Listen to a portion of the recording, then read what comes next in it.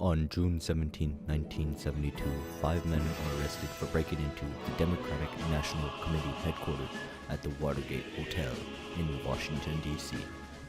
3 of the men are Cuban exiles. 1 was a Cuban American, and the 5th was James W. McCord Jr., a former CIA agent.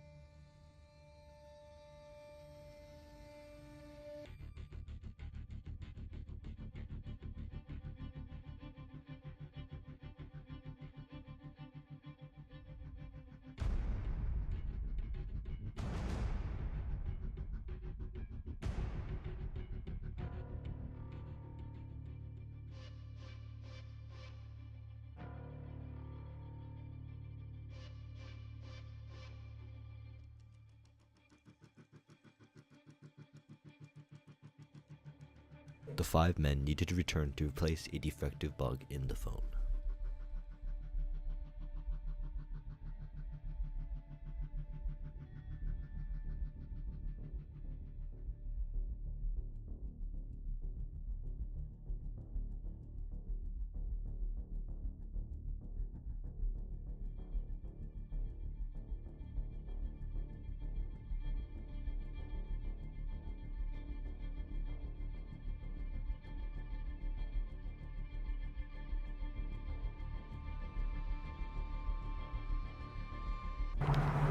Get out. Security's on you.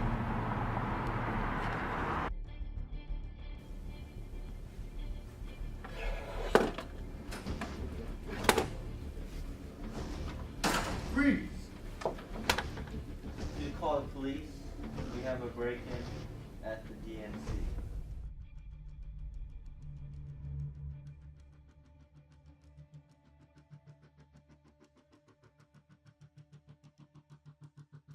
The cops are on their way. You guys messed up. Real bad.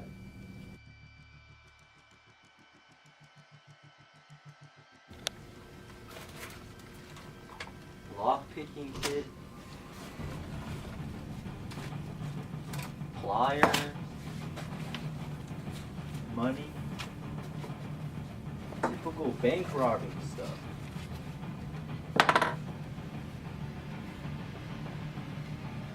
What could this be?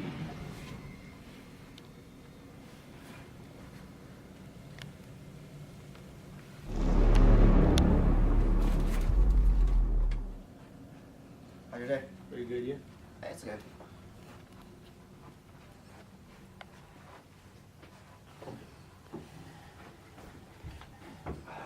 Woodward, Bernstein.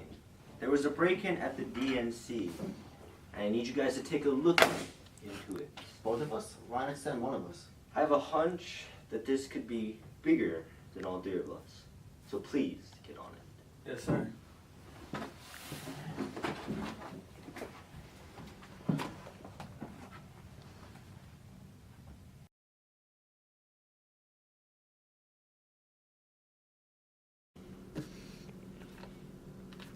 Bernstein, Woodward. dude, this case is even more complicated than I thought it was, man. Like, the burglars are found with 2 checkbooks. One of the checkbooks had the name of Howard Hunt. Doesn't he have ties to Nixon? Exactly. We gotta put this in the news. Agreed. Hello, Mr. Baldwin. What can I help you with today? Hello. I want to tell you about my involvement with the Watergate scandal.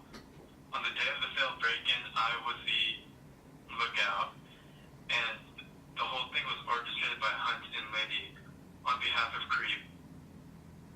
The fact that you're coming up to me means that you were involved in this incident. Is that not true? Yes, it is. I was the lookout, as I told you. So by telling me this information, do you choose to testify against them? Yes, I will. After the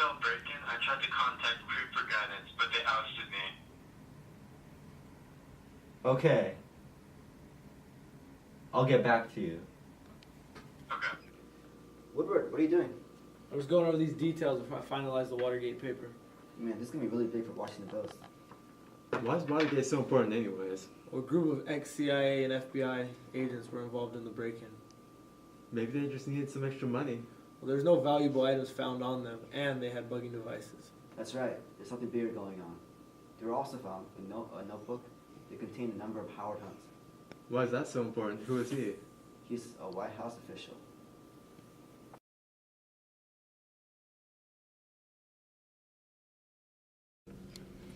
Hey, Woodward, where are you going? Oh, I'm going to interview the source that I'm looking into. All right, let me know how it goes. Of course, yeah.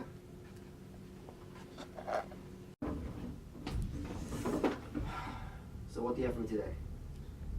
This little break-in is just the surface. These men are connected to the high officials of your government. Really? Yes.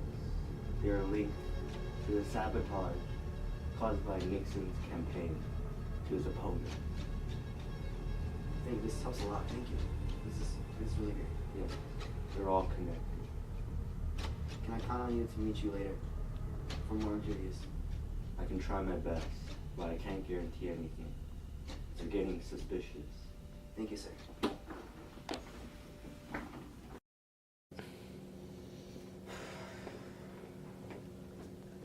Hey, Woodward, wait up. Deep throat again. What? It's just the name of the mysterious source we gave your guy. How do we know we can trust him? I can't tell you the details right now, but trust me, it'll make sense later. All right. See you later. Good night.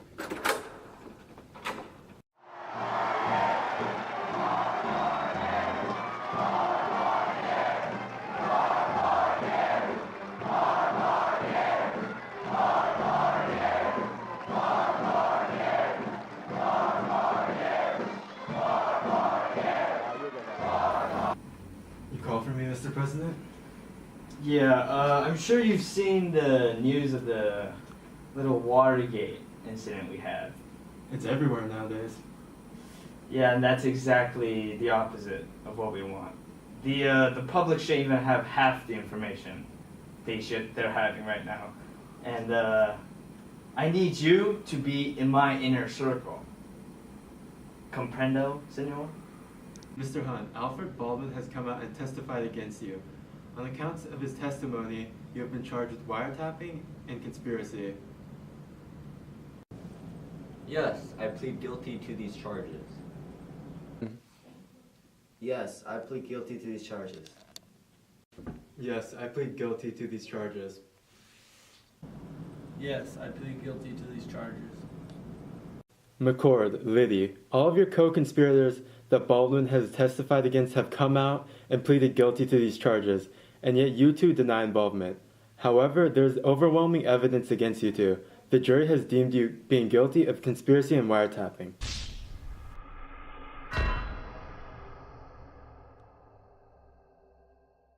While these men have been convicted on the charges against them, I'm still not satisfied that the pertinent facts have been produced before an American jury, and I urge the U.S. Senate to look further into it.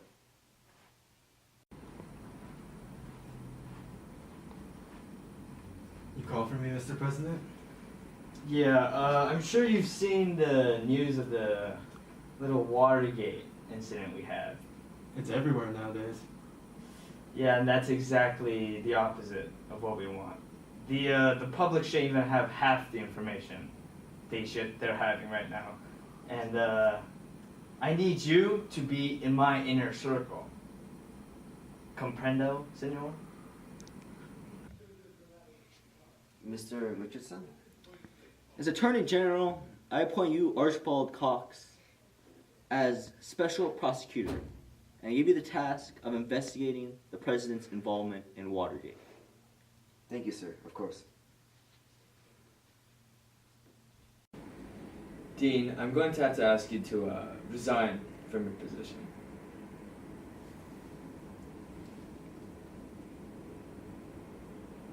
Okay. Along with your resignation, I'll be firing my top aides, Alderman and Ehrlichman too. Okay, sir. I want to talk to you tonight from my heart on a subject of deep concern to every American. In recent months, members of my administration and officials of the Committee for the Re-election of the President, including some of my closest friends and most trusted aides, have been charged with involvement in what has come to be known as the Watergate affair.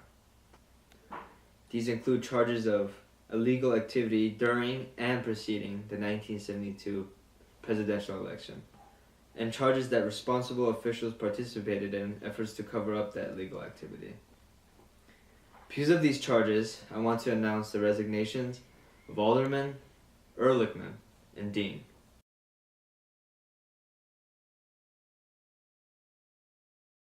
We will commence with the Watergate hearing, starting with White House counsel John Dean. What did President Nixon know, and when did he know it? Mr. Baker and jury, President Nixon not only knew about Watergate, but is deeply involved in the scandal, and in fact ordered the execution of it. And this is not all. Nixon has been carrying out other illegal activities in politics, as something he refers to as his dirty tricks campaign. Next, we will commence the hearing of Alexander Butterfield, Nixon's deputy assistant. Butterfield, are you aware of the installation of any listening devices in the Oval Office? Yes, I am aware. This sucks. Cox is aware of the listening devices in the Oval Office. He's ordering a subpoena on the tapes right now. I have to get rid of them now.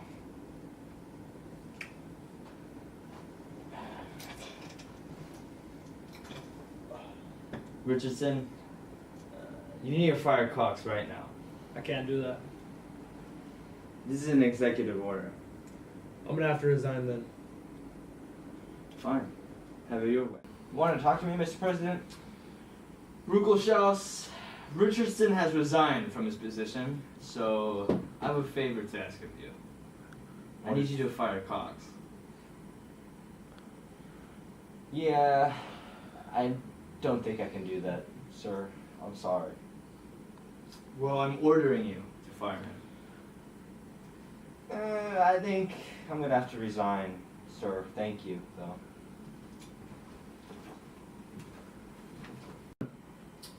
Both Richardson and Ruckelshaus have resigned, so I'm gonna need you to fire Cox. I'll do it. Thank you.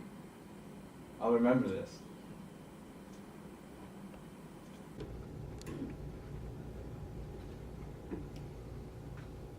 Ladies and gentlemen, President Nixon will be here today to answer some questions regarding the Watergate scandal.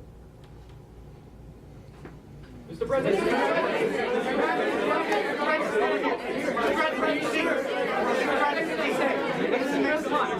I want to know.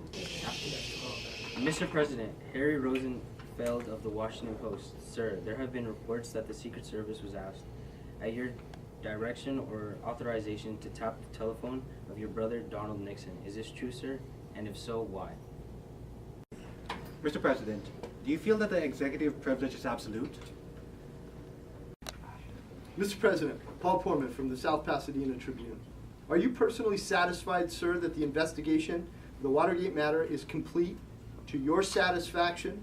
And if so, could you tell us what your plans are to tell the American people about the facts of the case with regard, again, to your credibility in this matter?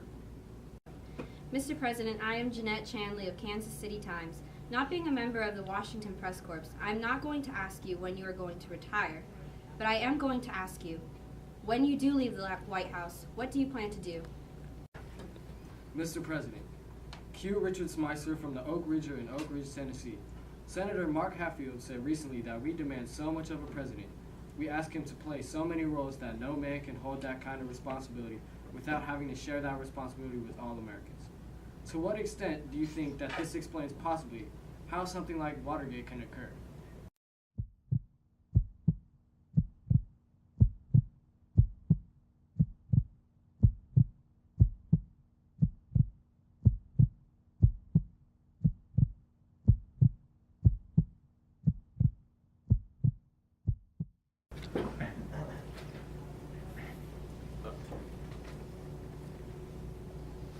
My fellow Americans, I made my mistakes, but in all of my years of public life, I have never profited from public service.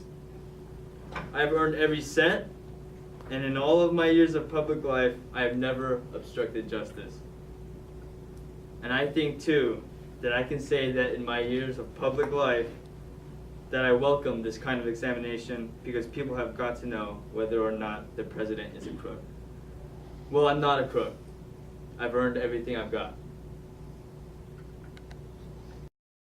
So we all know that there's been a subpoena ordered of President Nixon's tapes, but according to Alexander Haig, a mysterious force erased 18.5 minutes of it while Rosemary was transcribing them. Can you show us how you were transcribing them? Of course.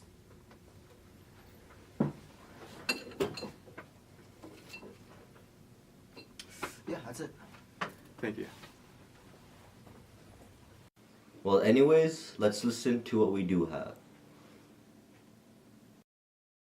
The investigation, the Democratic break-in thing, we're back in the problem area because the FBI is not under control because Gray doesn't exactly know how to control us. And their investigation is now leading into some productive areas because they've been able to trace the money, not through the money itself, but through the bank, sources, and the banker stuff, and it goes some directions we don't want it to go. Also, there have been some things like an informant came in off the street to the FBI in Miami with a photographer who has a friend who's a photographer who developed some films for this guy Parker. And the films had pictures of Democratic National Committee letterhead documents and things. So there's things like that that are filtering in. Mitchell came up with yesterday, and John Dean analyzed very carefully last night and concurs now with Mitchell's recommendation that the only way to solve this, and we're set up beautifully to do it, the only network that paid any attention to last night was NBC, who did a massive story on the Cuban thing and all. That the way to handle this now is for us to have Walters call Pat Gray and just say, stay the hell out of this.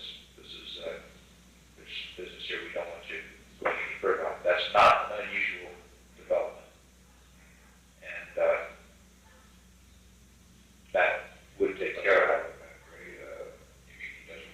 Pat does want to. He doesn't know how to, and he doesn't have any basis for doing it. Given this, he will then have the basis. He'll call Mark Felt in, and the two of them. And Mark Felt wants to cooperate because he's ambitious.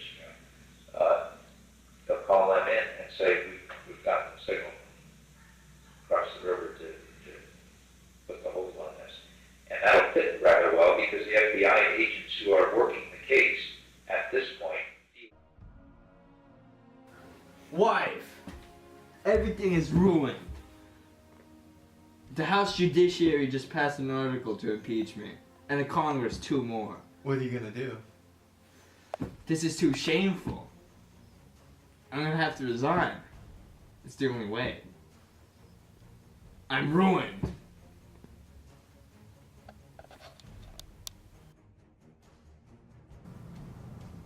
I've never been a quitter. To leave office before my term is completed is abhorrent to every instinct in my body. But as president, I must put the interest of America first. America needs a full-time president and a full-time Congress, particularly at this time with problems we face at home and abroad. To continue to fight through the months ahead for my personal vindication would almost totally absorb the time and attention of both the president and the Congress in a period when our entire focus should be on the great issues of peace abroad and prosperity without inflation at home. Therefore, I shall resign the presidency effective at noon tomorrow. Vice President Ford will be sworn in as president at that hour in this office.